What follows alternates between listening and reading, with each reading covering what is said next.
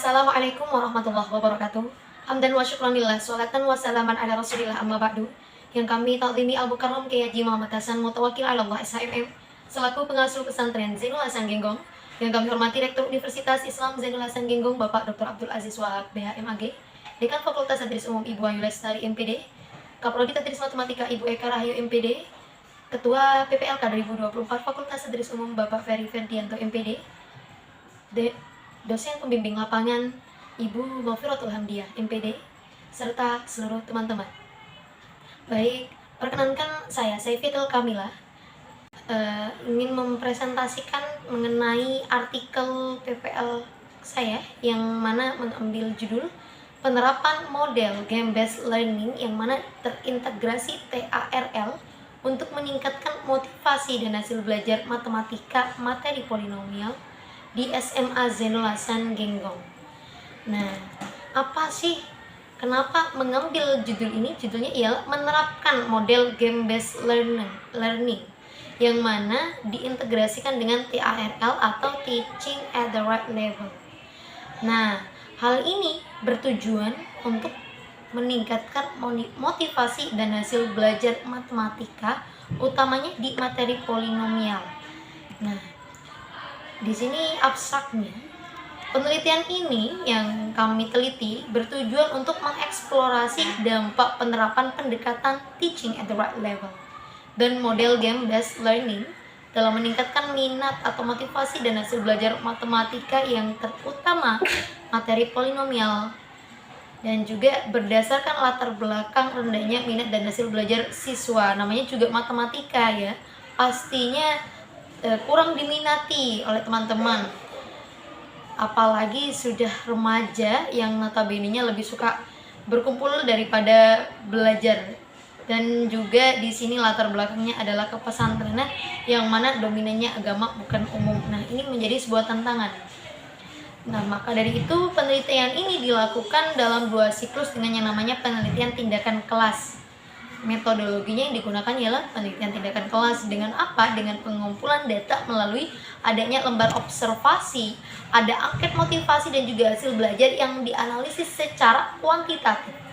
Nah, hasil penelitian menunjukkan peningkatan signifikan dalam minat belajar siswa yang mana persentasenya naik yang dari awalnya 36,37% jadi 63,63% karena pada siklus kedua menjadi 100% lah. Kok bisa? Karena memang dalam halnya semuanya itu kita mengajarkan harus melihat bagaimana latar belakang teman-teman ya. Selain itu juga terdapat peningkatan hasil belajar yang ditunjukkan dengan kenaikan ketuntasan dan rata-rata nilai siswa yang awalnya teman-teman rata-ratanya dari 71 di kelas itu menjadi 89. Nah, ini kan ada peningkatan 18. Penelitian ini pun disimpulkan bahwa pembelajaran kegiatan belajar mengajar melalui pendekatan TARL dan model game based learning yang terintegrasi efektif dalam meningkatkan motivasi dan hasil belajar peserta didik. Nah, kalau bisa kita lanjut ke pendahuluannya.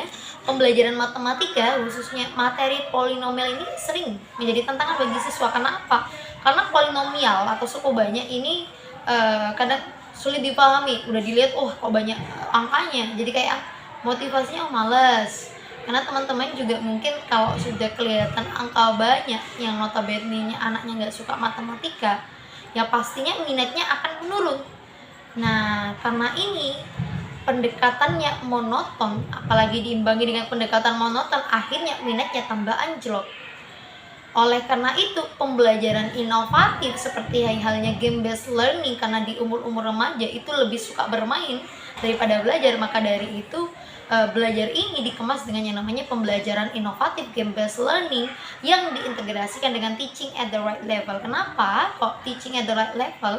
Karena teaching at the right level ini menyesuaikan dengan tingkat pemahaman siswa. Jadi kalau dengan yang rendah-rendah, yang tinggi dan yang sedang. Jadi nggak akan ada yang namanya insecurity. Wah, dia lebih pintar. Kalau dikumpulkan, wah kita sama nih. GBL ini memanfaatkan elemen untuk membuat pembelajaran yang lebih menarik. Sedangkan TARL ini menyesuaikan materi dengan tingkat pemahaman siswa. Jadinya ada yang namanya chemistry, saling melengkapi kedua pendekatan ini dalam pembelajaran polinomial. Penelitian ini kan menggunakan desain PTK atau yang disebut dengan penelitian tindakan kelas dengan tujuan apa? Mengevaluasi apakah efektif diterapkan model game-based learning yang mana diintegrasi dengan teaching at the right level, khususnya untuk meningkatkan motivasi dan hasil belajar matematika pada materi polinomial, yang mana ini dilakukan 2 siklus ya teman-teman, yakni melibatkan tahapan ada yang namanya planning, perencanaan, pelaksanaan, observasi, dan refleksi. Nah, penelitian ini juga melibatkan asesmen diagnostik. Gunanya untuk apa? Mengidentifikasi kekuatan dan kelemahan siswa sebelum pembelajaran dimulai. Nah, adapun instrumen yang kita gunakan dalam penelitian ini yakni angket motivasi dan tes tulis untuk mengukur motivasi serta hasil belajar siswa. Dan yang kita lakukan dalam menganalisis data menggunakan statistik deskriptif dengan teknik Mean atau rata-rata untuk mengetahui kemampuan siswa berdasarkan hasil tes tulis dan minat belajar mereka. Nah, kemudian di sini ada tabel-tabel ya, caranya untuk men-scoring angket motivasi belajar untuk pernyataan positif, di scoring berapa, yang negatif diberi berapa. Nah, itu bisa dilihat. Untuk penskorannya, kemudian skor yang diperoleh totalnya dibagi skor maksimal dan dikali 100%.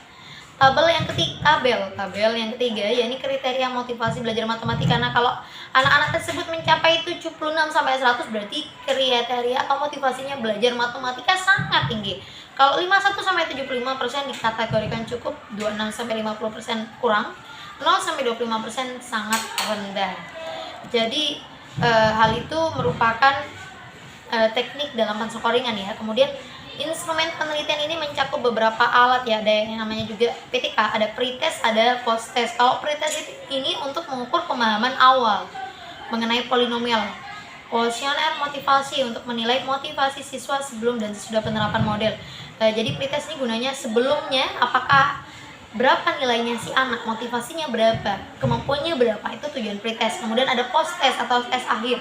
Ini untuk apa? Untuk mengevaluasi peningkatan, bagaimana setelah diterapkan, apakah ada peningkatan, apakah ada penurunan. Nah, ini dilakukan setelah melaksanakan pembelajaran di kelas tersebut. Juga kita ambil yang namanya observasi kelas untuk menilai keterlibatan siswa. Namanya juga observasi, kita mengetahui apakah anak-anak ini terlibat, apakah anak-anak ini senang dengan pembelajaran yang kita gunakan yang namanya game-based learning dengan TARL. Observasi ini juga mencatat interaksi siswa dengan game, partisipasi dalam aktivitas, serta pemahaman terhadap materi. Nah, gunanya TRL juga mengecek apakah GBL atau game based learning ini cocok dengan pemahaman siswa. Kadang ada yang, wah gamenya ini nggak terlalu seru nih. Itu bisa dievaluasi setelah adanya namanya post-test. Kemudian prosedur penelitiannya sudah dijelaskan yang tadi ya, ini ada perencanaan, pelaksanaan, observasi, dan refleksi. Ini dilakukan 2 siklus. Jadi setelah refleksi dilakukan, kita awal lagi perencanaan lagi, setelah ada PR-PR apa saja yang salah, apa saja yang kurang, yang kita akan tambahkan. Nah, yang saya gunakan dalam pembelajaran ini yakni dengan menggunakan polynomial adventure dan polynomial rewards. Apa itu?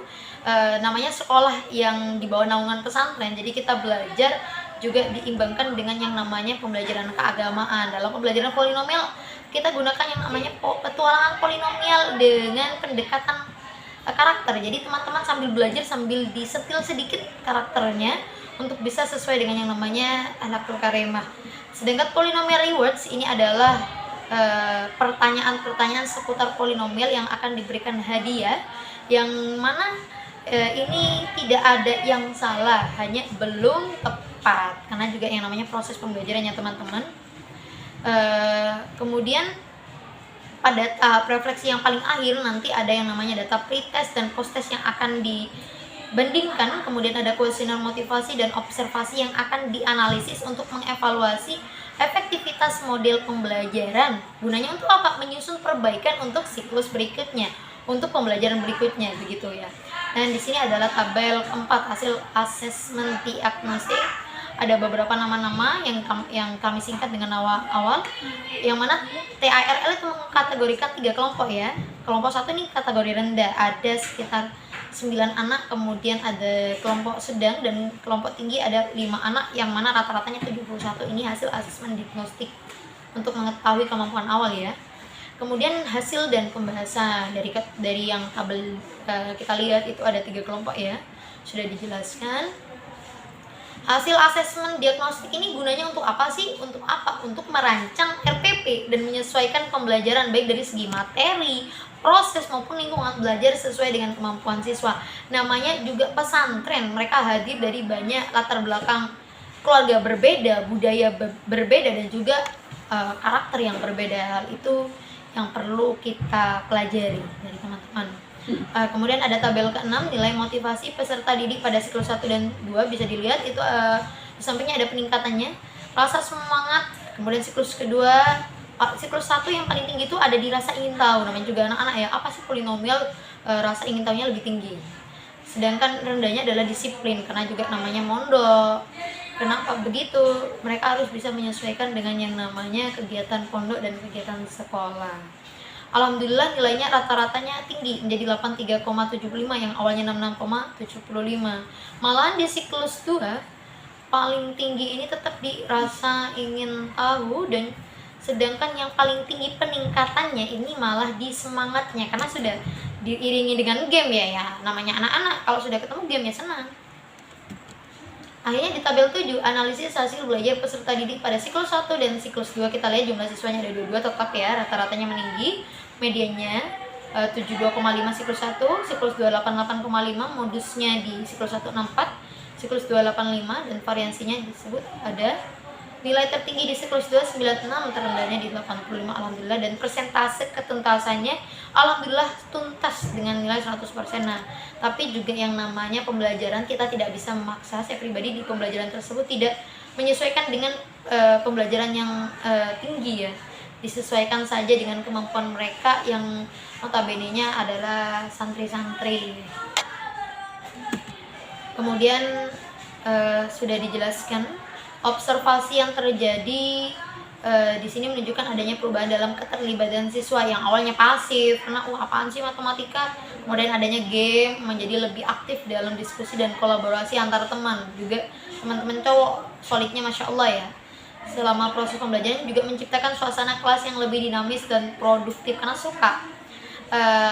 Hal ini yang tadi juga sesuai dengan tabel, peningkatan ini juga dipengaruhi oleh motivasi belajar siswa yang meningkat. Mereka suka, maka belajarnya juga suka, yang berkorelasi atau berhubungan positif dengan hasil belajar mereka. Kesimpulannya, penelitian tindakan kelas ini menyimpulkan bahwa penerapan model game-based learning dan pendekatan TARL dalam pembelajaran matematika dapat meningkatkan motivasi dan hasil belajar siswa jika memang benar-benar diintegrasikan, matchingnya dapat gitu ya. Kedua metode ini efektif dalam mengarahkan siswa untuk lebih aktif selama proses pembelajaran sehingga tujuan pembelajaran yang kita inginkan dapat tercapai dengan baik. Selain itu, pendekatan TARL tidak hanya bermanfaat bagi siswa juga dengan tingkat pemahaman yang berbeda, tetapi juga dapat diterapkan pada siswa dengan berbagai gaya belajar yang mana punya latar belakang ekonomi, budaya, dan perilaku. Jadi TARL atau Teaching at the Right Level juga berpotensi untuk meningkatkan kreativitas, berpikir kritis, representasi, dan keterampilan metakognitif dalam matematika. Dan juga penelitian ini dapat menjadi referensi bagi penelitian selanjutnya dengan penekanan pada relevansi topik dan penggunaan metode penelitian yang tepat untuk meningkatkan kualitas pembelajaran.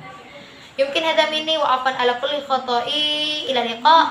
Wassalamualaikum warahmatullahi wabarakatuh. Waalaikumsalam.